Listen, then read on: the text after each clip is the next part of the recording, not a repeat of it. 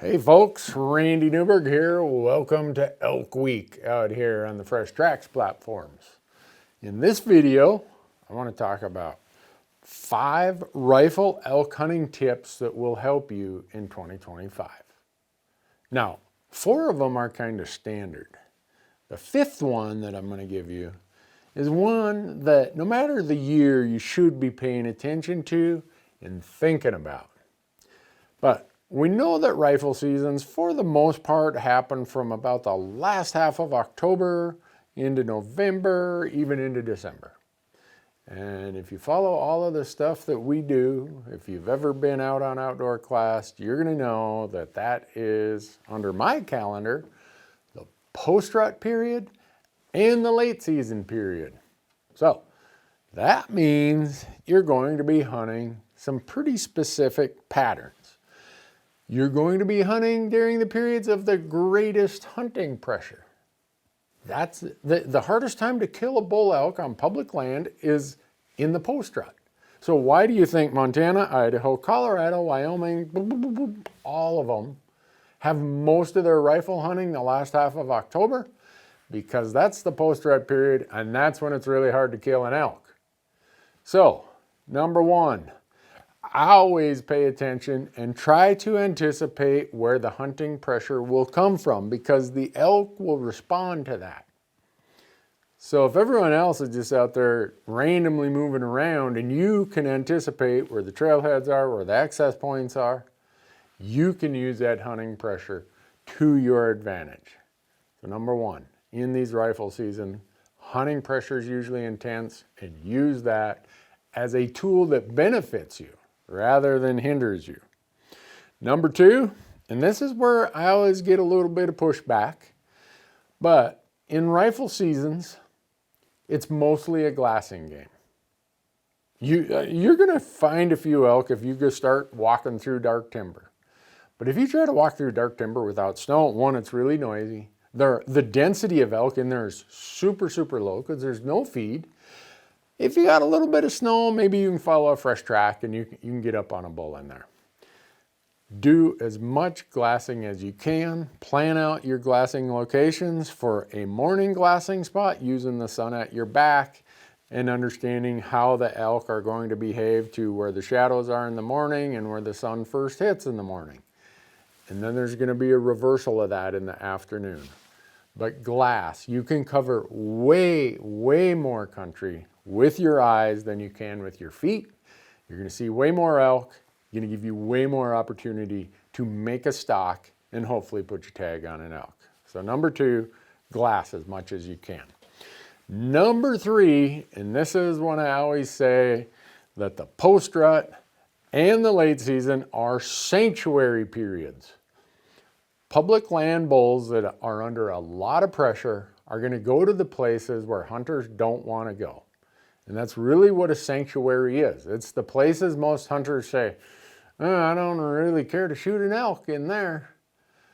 So if you look, we talked about how hunting pressure moves elk. A sanctuary is a place of lower hunting pressure surrounded by or adjacent to high hunting pressure. The elk know that. They understand that. Year after year, they go and use these sanctuaries because year after year, hunters pretty much stray away from there. Now that can be topography, steep, or canyons. It can be distance, closed gates, or just terrain that you got to walk 5 miles. It might be vegetation where there's a half mile of beetle kill and blowdown and no one wants to go through there. There's all kinds of things that make a sanctuary or cause some areas to have lower hunting pressure when nearby areas have higher hunting pressure.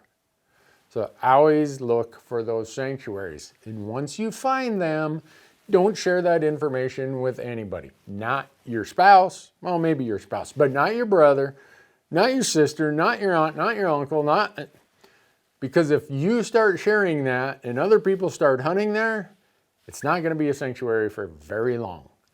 And elk use those sanctuaries year after year after year until the hunting pressure perks up and they're no longer a good sanctuary. Number 4, is to be there hunting during the prime periods. That first half hour in the morning, that last half hour in the afternoon. Why? Because with all this hunting pressure, the elk aren't standing around at 10 in the morning. They aren't coming out at 2 in the afternoon.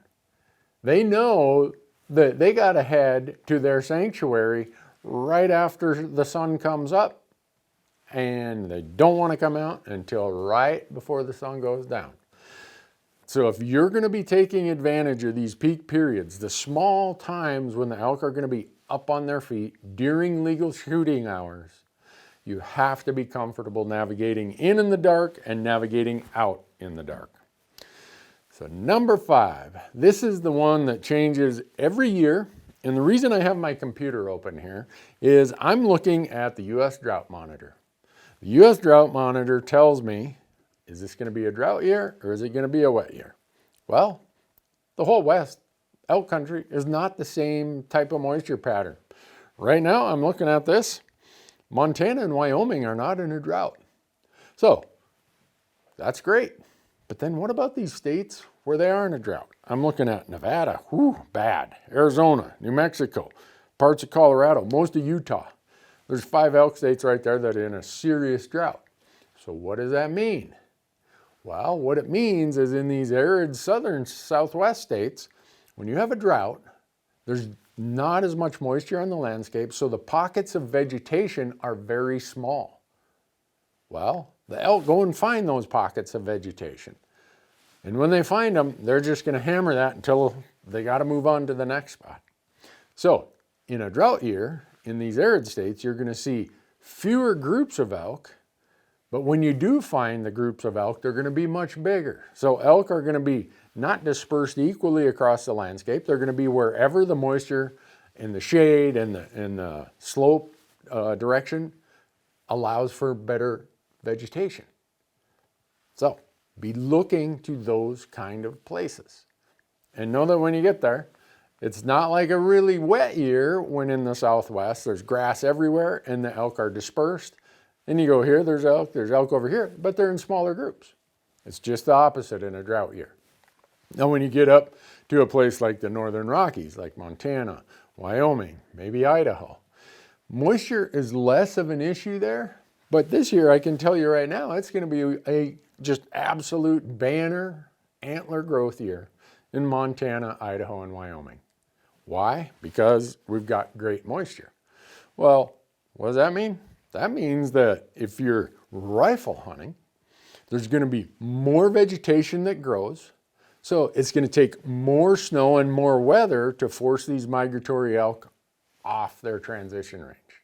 Because these elk are migratory in the mountain areas. And so they're going to be up high, right where the summer range and the transition range start. And over hunting season, over rifle seasons, they start moving down that transition range till they get out here to the winter range. Well, if you have a really wet year, you have abundant moisture that results in excellent plant growth. And so you get excellent vegetation even high up in the transition range. Instead of 18 inches of snow forcing these old bulls to move, it might now take 24 inches to get them to move. So you always have to be looking at the recent weather trends and the overall climate and moisture patterns for the year you are hunting in the unit you are hunting, because that's going to determine how the elk are behaving when you get out there with your rifle tag in hand. So hopefully those 5 tips help you in some way, shape, or form to put your tag on that elk during the rifle season of 2025. Good luck out there.